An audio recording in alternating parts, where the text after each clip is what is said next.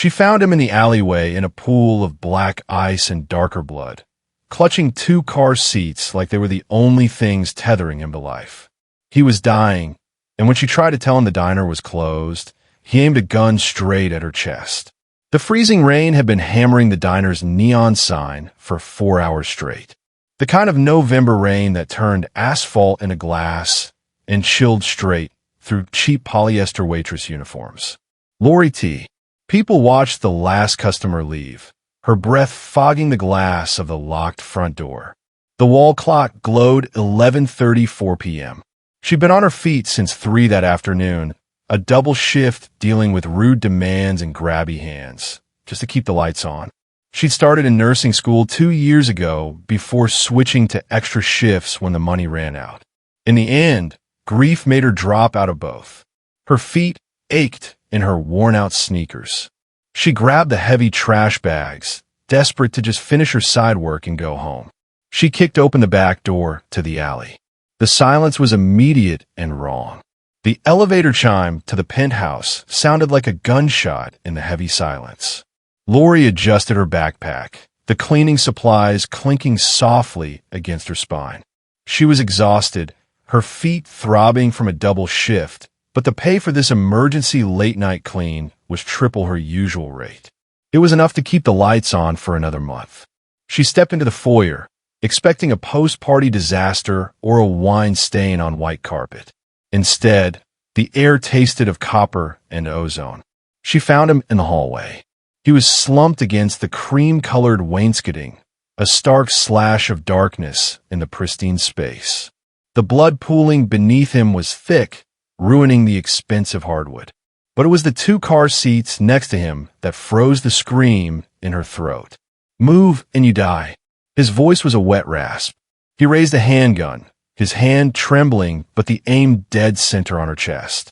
Lori threw her hands up, her heart hammering a frantic rhythm against her ribs. "I'm just a cleaner," she stammered. She took in the scene. The expensive suit slashed open, the intricate black ink peeking through the blood on his neck, and the two sleeping infants wrapped in blankets that looked too thin for the drafty room. He was protecting them, even while he bled out. "Leave," he commanded, his eyes losing focus. "You're dying," Lori said, the words slipping out before she could stop them. She looked at the babies, sleeping peacefully amidst the carnage. "And if I leave, who feeds them when you're gone?" The gun wavered. The man's head lolled, fighting a losing battle with consciousness. Lori made the choice that would either ruin her life or save it. She dropped her hands and stepped forward, ignoring the weapon. "I have a van. Service entrance. We move now." Getting him into the laundry van was a nightmare of dead weight and suppressed groans. She drove with one eye on the rearview mirror, navigating away from the glittering skyline and toward the cracked pavement of the forgotten district. Her apartment building leaned tiredly against the gray sky, a place where the neighbors didn't ask questions because they didn't want to know the answers. She dragged him up the 3 flights of stairs, his arm heavy over her shoulder, the car seats banging against her legs. Inside, her studio was freezing, the radiator hissing uselessly in the corner. She dumped him onto her futon and slammed the deadbolt home. "Don't," he hissed as she reached for his shirt. "Shut up," Lori snapped, adrenaline finally overriding her fear. "I was a nursing student before the money ran out. Now, let me work." She cut away the ruined silk of his shirt. The bullet wound was ugly, an angry red puncture just below the collarbone. She grabbed her emergency kit, a plastic bin of supplies scavenged from her old clinical rotations. Betadine, gauze, and needle. She poured cheap vodka over her hands and the steel. "This is going to hurt," she warned. He didn't flinch. He just watched her, his dark eyes lucid and terrifyingly calm as she stitched him back together, binding his life to hers with every pull of the thread. The metallic tang of blood hung heavy in the tiny studio, warring with the sharp scent of rubbing alcohol. Lori tied off the final bandage, her hands trembling now that the adrenaline was fading. Joon-Seok watched her through half-lidded eyes, his chest rising and falling in a shallow, ragged rhythm. "You have steady hands for a maid," he murmured, his voice rough with pain. "And you bleed a lot for a rich man," Lori countered, moving to the kitchenette to scrub the red stains from her fingers.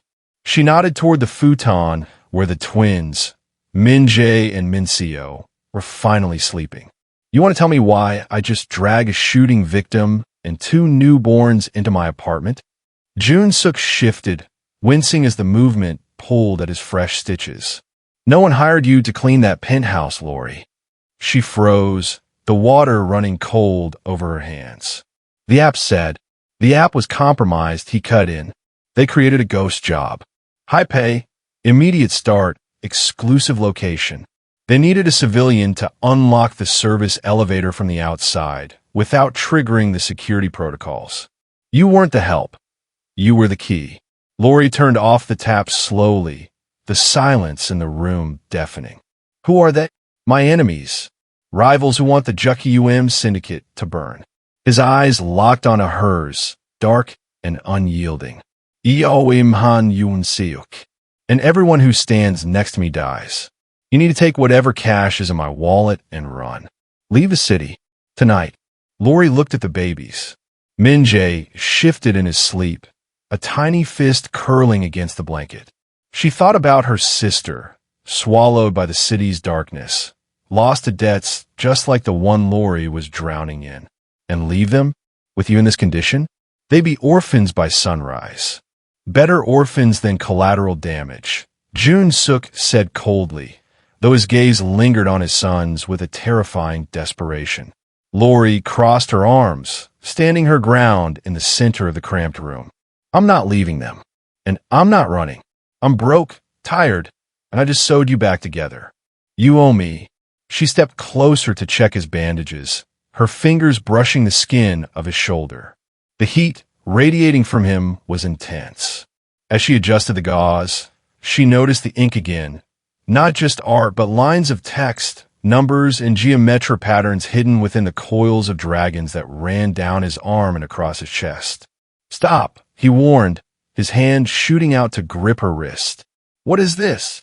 Lori asked, her eyes tracing the complex script.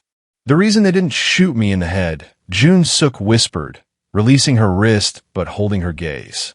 "Bank accounts, safe houses, leverage. The entire legacy of the syndicate is written on my skin. If I die, the codes die with me. They want me alive to flay the secrets off my body." Lori felt a chill that had nothing to do with the drafty window. She wasn't just hiding a man. She was hiding the vault to a criminal empire. "Then we stay hidden," she said, her voice shaking but firm.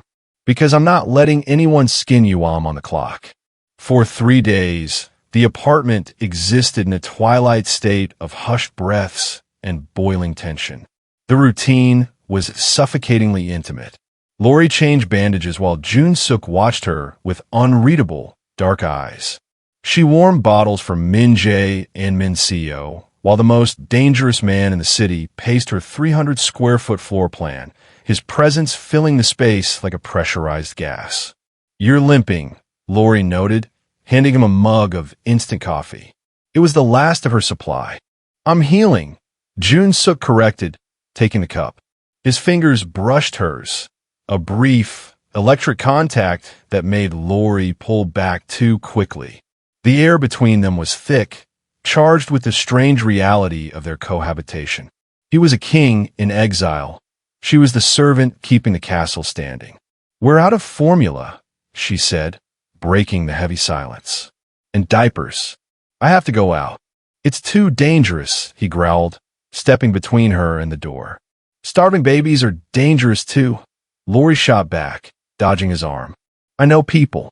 People who don't talk to cops or men in suits. Trust me to do my job." She slipped out into the biting wind, heading for the back alley market run by Old Marcus. It was the kind of place where cash bought silence along with dinner cans. She haggled for the formula, using the last of her tips, constantly checking her reflection in shop windows. She felt invisible in her hoodie, Just another struggling shadow in the district, but the weight of Joon-Seok's warning prickled the back of her neck. When she returned, a brown paper bag was sitting outside her door. No receipt, no note. Just groceries, bread, milk, and 2 fresh canisters of the expensive formula she couldn't afford. Lori froze, her key hovering over the lock.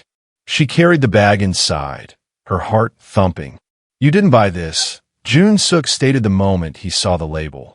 He was holding Min Seo, rocking the fussing infant with surprising gentleness.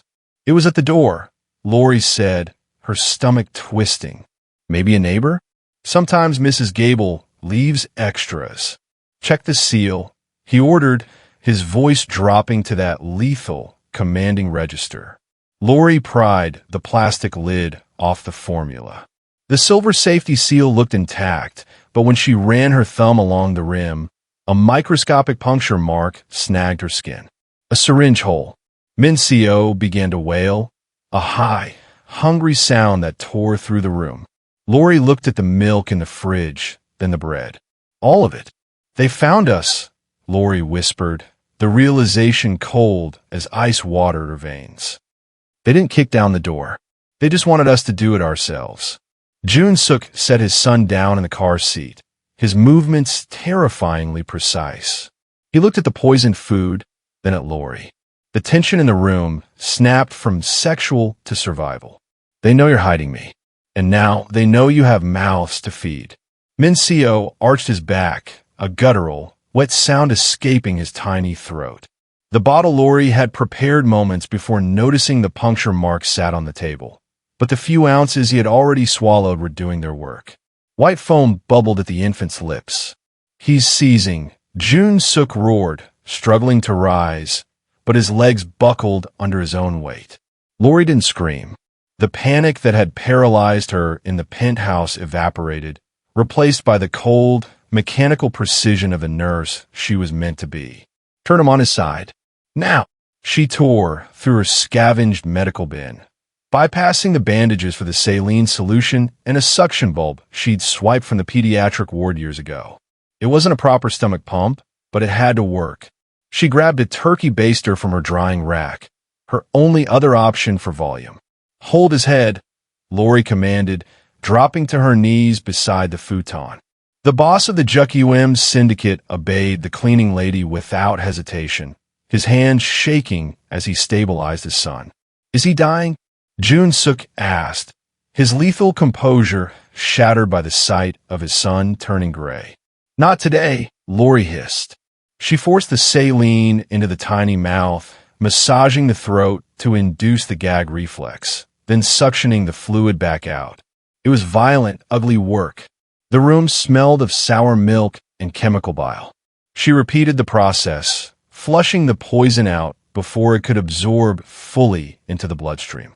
Min Seo's body convulsed, fighting her, but she held firm, her hands slick with sweat and vomit. Finally, a clear, ragged cry broke the tension. Min Seo coughed, his color returning from ash to pink. Lori collapsed back on her heels, wiping her face with her forearm. She checked Min Jae, who had fortunately refused the bottle. He was safe. Silence reclaimed the room, heavier than before. Joon-Seok pulled Min Seo against his uninjured side, burying his face in the blanket. When he looked up, the darkness in his eyes had shifted. The arrogance of the man who had threatened to kill her was gone. In its place was a raw, terrifying intensity. "You saved him," he said. "It wasn't a question. You fought for him when I couldn't." Lori looked at her trembling hands, stained with the aftermath of the struggle. "I didn't do it for you." "It doesn't matter," Joon-Seok replied. He reached out, his hand covering hers. His grip was weak, but the promise behind it was ironclad. "My life was yours the moment you stitched me up. But now," he looked from his son to her, "now we are bound. Your enemies are my enemies. And anyone who tried to hurt this family will burn." Lori didn't pull away. The line between captor and guest, between maid and master, had dissolved. She wasn't just surviving anymore. She was at war, and for the first time, she had an army of one. The apartment was no longer a sanctuary. It was a coffin waiting to be nailed shut. They moved under the cover of a moonless sky, the freezing wind whipping through the alleyways of the district. Lori carried both car seats, her arms screaming with the strain, while Joon-Seok covered their rear, his movement stiff but his gun hand steady. "Keep your head down," he murmured, ushering her toward the rusted hulk of her van parked 2 blocks away. "We need a new vehicle. This one is burned." They never made it to the van. Shadows detached themselves from the brickwork of the abandoned textile factory ahead. 3 men, armed and silent, blocked the narrow exit of the alley. Joon-Seok shoved Lori behind a dumpster, raising his weapon in a fluid motion, but a 4th figure stepped out from the darkness behind them, cutting off their retreat. "Don't shoot," the rear figure called out. The voice was familiar, a scratchy baritone that scraped against Lori's memories like sandpaper. "We just want the ink, Lori. You can walk away." Lori froze. She knew that voice. She peered around the rusted metal of the dumpster, squinting against the gloom. The figure stepped into the pool of yellow light cast by a flickering street lamp. "Andre," she whispered, the name tasting like ash. It was her cousin. The same cousin who had sworn to protect her sister, Tasha, before Tasha vanished into the Syndicate's debt collectors 3 years ago. Andre looked older, harder, wearing a leather jacket that cost more than Lori made in a year. "You're working for them?" Lori's voice cracked, betrayal cutting deeper than the cold. "For the people who took Tasha." Andre's expression didn't waver. He held a shotgun loosely at his side. "I'm working off the same debt she was, Lori. Just like you should be. You think you can hide a king? You think you're better than us." "I think I'm not a traitor," she spat, her grip tightening on the handle of Min-jae's car seat. "Tasha didn't disappear, Lori," Andre said, his voice dropping low. "She was sold. By me. To pay for the protection you enjoyed while you were playing nurse. Now, hand over the Korean." His skin covers the interest. The world tilted on its axis. The grief Lori had carried for 3 years curdled into a white-hot rage. Her sister wasn't just lost. She was currency spent by her own blood. Joon-Seok glanced at her, sensing the shift. "Do you know him?" "I used to," Lori said, her eyes locking onto Andre's. She realized then that the war wasn't just about saving the twins or the boss. It was about burning down the system that turned family into hunters. "He's nobody, just another debt to be cleared." "Good," Joon-Seok said. He fired. The gunshot echoed like a thunderclap, dropping Andre to the wet pavement. But there was no time to process the horror of her cousin's betrayal.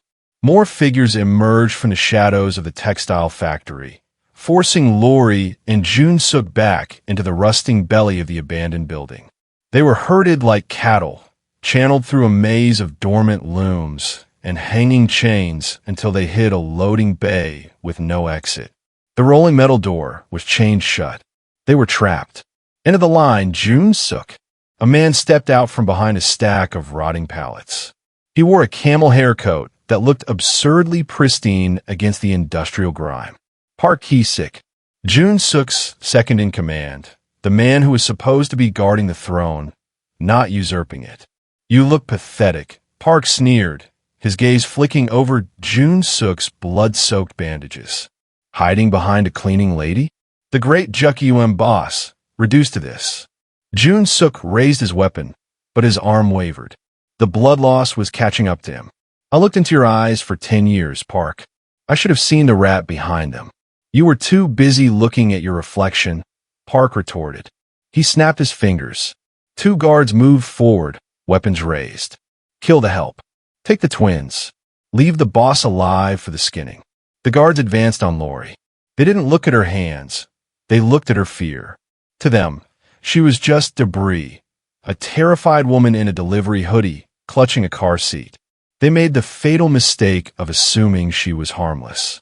Lori set the car seat down gently behind a rusted boiler. Her hand brushed against a workbench, her fingers closing around cold, heavy iron. It was a pipe wrench, left to rot by some long-forgotten mechanic. It weighed as much as the vacuum cleaners she lugged up 3 flights of stairs every day. As a first guard reached for her, sneering, Lori didn't flinch. She swung. The movement was pure, desperate kinetic energy. The heavy iron connected with the guard's kneecap with a sickening crunch. He went down screaming. Before the second guard could pivot, Lori swung again, this time putting her entire body weight into an upward arc. The wrench slammed into his wrist, sending his gun skittering across the concrete. "I'm not the help," Lori screamed, the sound tearing from her throat. She stood over the groaning men, the bloodied wrench raised high, her chest heaving. Park Ki-sik stared at her, his mouth slightly open, his arrogance punctured by the sudden violence of the invisible woman. In that split second of shock, Joon-Seok moved. He lunged forward, ignoring his pain, and pistol-whipped Park across the jaw. The traitor crumbled. Joon-Seok pressed the barrel of his gun into Park's forehead. His eyes found Lori's. There was no fear in them now, only a dark, burning respect. "Do it," Lori panted, her grip on the wrench white-knuckled. "End it." "No," Joon-Seok whispered, hauling a dazed Park to his feet by his expensive lapels. "Dead men tell no tales. But this one, he's going to sing for the council." The getaway van, a stolen delivery truck with rusted shocks, hit a pothole that jarred Lori's teeth. In the back, amidst the darkness and the smell of old grease, a different sound cut through the hum of the engine, a wet, breathless gasp from the car's seat. "Lori, stop the car." Joon-Seok's voice was tight, stripped of its usual command. Lori slammed on the brakes, skidding into the shadow of a condemned overpass. She scrambled into the back. Joon-Seok was hovering over Min-jae's carrier. The blanket, once pastel blue, was dark with fresh blood. A stray bullet fragment from the warehouse ambush had grazed the infant's side, and the rough ride had torn the wound open. "He's pale," Joon-Seok whispered, his hands hovering, terrified to touch his own son with blood-slicked fingers. "He's too quiet." Lori pressed 2 fingers to the baby's chest. The heartbeat was a fluttering moth, faint and erratic. "Hypovolemic shock," she diagnosed, her mind racing through the inventory of her stolen medical kit. "He needs volume. He needs blood. Now, take mine." Joon-Seok offered immediately, rolling up his sleeve despite his own gray complexion. "You've lost too much already," Lori snapped, grabbing in 4-line and a collection bag. "You'd pass out before we got an ounce, and I can't carry 2 bodies." She turned her gaze to Park Ki-sik. The traitor lay trussed on the floorboards, nursing a broken jaw, watching them with cold amusement. "Oh, negative." Park slurred through his swollen lips. "Universal donor." Just like the boy's mother. Joon-Seok had the gun pressed to Park's temple in a heartbeat. "If you lie, I will carve the truth out of you." "I'm not lying," Park wheezed. "But it's going to cost you." "It buys you another hour of breathing," Lori cut in. She didn't wait for permission. She cleaned Park's arm with a rough swipe of alcohol and shoved the needle in. He flinched, but she didn't care. She watched the dark red life flow into the bag, counting the seconds. Within minutes, she had the line running into Min-jae's tiny arm. The van was silent save for the drip of the 4 and the distant wail of sirens. Lori worked with a terrifying efficiency, monitoring the flow, checking vitals, and bandaging the infant's side with deft, gentle movements. Joon-Seok watched her, his expression shifting from fear to awe. He saw the way she handled the tubing, the way she soothed his son without words, the way she had turned his enemy into a resource. As color slowly returned to Min-jae's cheeks, Joon-Seok reached out, brushing a stray lock of hair from Lori's forehead. His hand lingered there. "You brought him back," he murmured. I thought I had lost him." "You didn't," Lori said, taping the line down. She looked up, her eyes fierce and exhausted. "But we're done running. We have the traitor, we have the blood, and now we have a reason to finish this." Joon-Seok nodded, his gaze hardening as he looked at Park. "Yes, we go to the council, and we show them exactly what happens to those who touch my blood. The double doors of the tea house swung open, revealing the Council of Seven.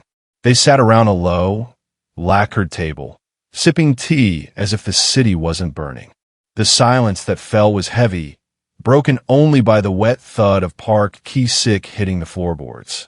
Joon-Seok threw the traitor down at the feet of the eldest member, Elder Choi. Park groaned, his face a ruin of bruises, the 4 tape still clinging to his arm like a badge of shame. "You're late," Joon-Seok, Choi said, his eyes sliding past the bleeding traitor to rest on Lori. His gaze was dismissive, peeling back her layers until she felt like nothing more than the dust she used to sweep. "And you brought a stray? This is a council session, not a soup kitchen. Remove the help before we have her removed permanently." Lori tightened her grip on the strap of her backpack. She felt the weight of 12 eyes on her, judgmental, cold, lethal. To them, she was a stain on their pristine tradition. A black woman in a hoodie standing in the inner sanctum of the Korean underworld. A liability to be erased. "She is not a stray," Joon-Seok said, his voice low and vibrating with a terrifying calm. He stepped forward, limping slightly, but his presence filled the room, eclipsing the elders. "And she is certainly not the help. She is a civilian witness." Another council member spat, reaching inside his jacket. "You know the protocol. Loose ends are cut.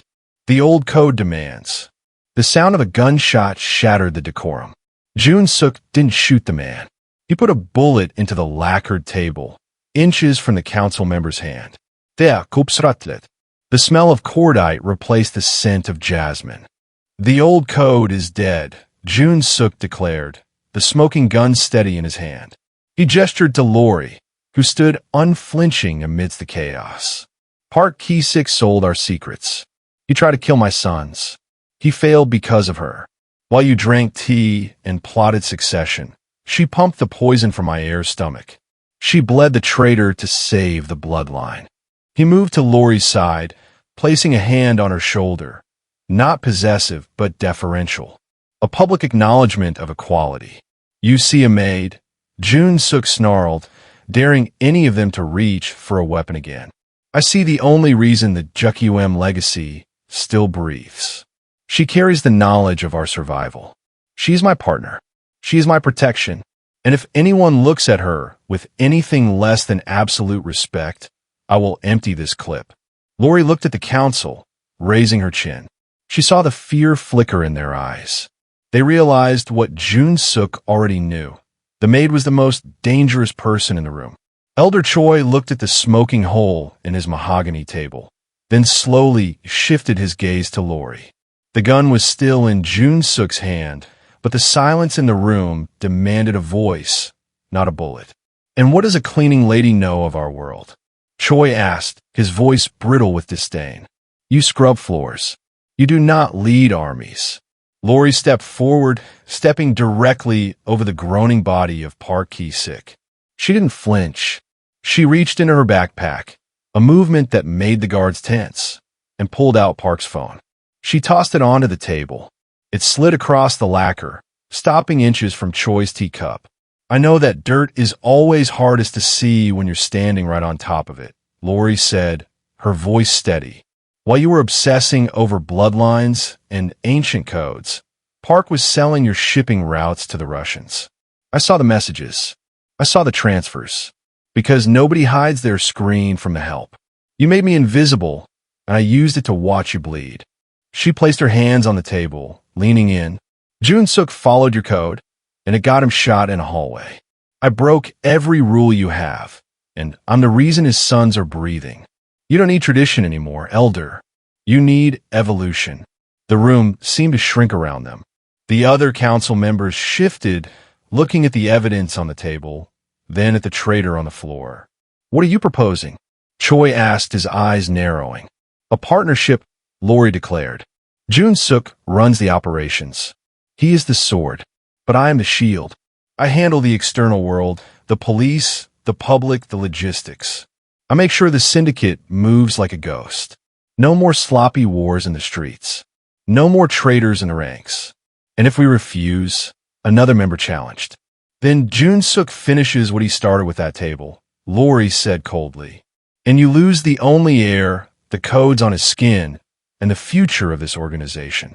You could be kings of graveyard or partners in an empire. Choi looked at Joon-Seok.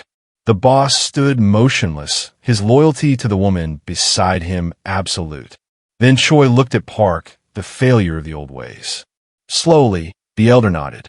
He pushed his teacup aside and bowed his head slightly toward Lori. The Juk-Eum welcomes its new housekeeper, Choi said, the title no longer an insult, but a concession of power.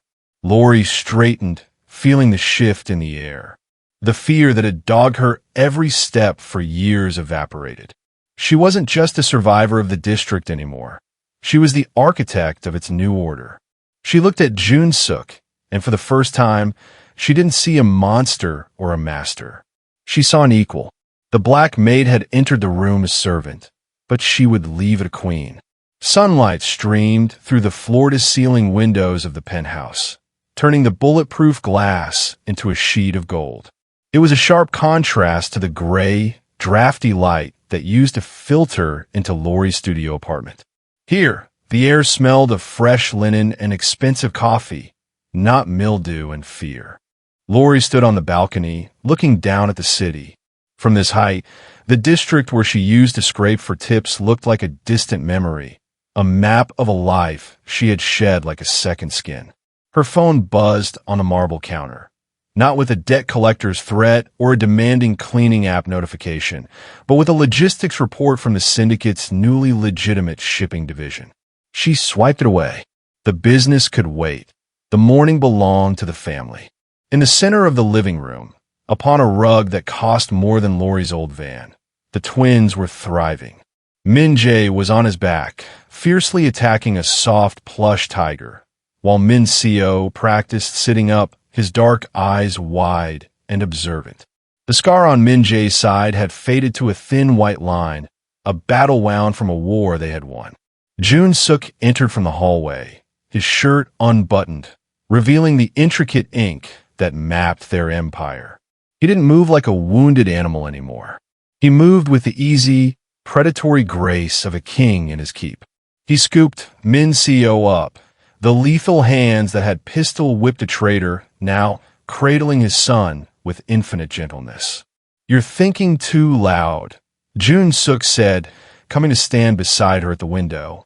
He shifted the baby to one arm and wrapped the other around Lori's waist, pulling her flush against him. "I'm thinking about the cleaning deposit on my old place." Lori laughed softly, leaning into his warmth. "I don't think I'm getting it back. I'll buy the building and burn it down if you want," he offered, half joking, half deadly serious. Lori shook her head, resting her hand over his, her dark skin against his pale forearm. She looked at their reflection in the glass. The exhausted, invisible woman in the hoodie was gone. In her place stood a woman who wore silk, who commanded respect from the deadliest men in the city, and who had turned a desperate act of compassion into a dynasty. She had spent a lifetime making herself small to survive the crushing weight of the world. Now, she was the gravity that held it together. "No burning today," Lori whispered, turning to kiss the man who had once pointed a gun at her chest. "Today we just live." Joon-Seok smiled against her lips. The Juk-Eum Syndicate had a boss, but everyone knew the truth. The black maid was the one who kept the house standing.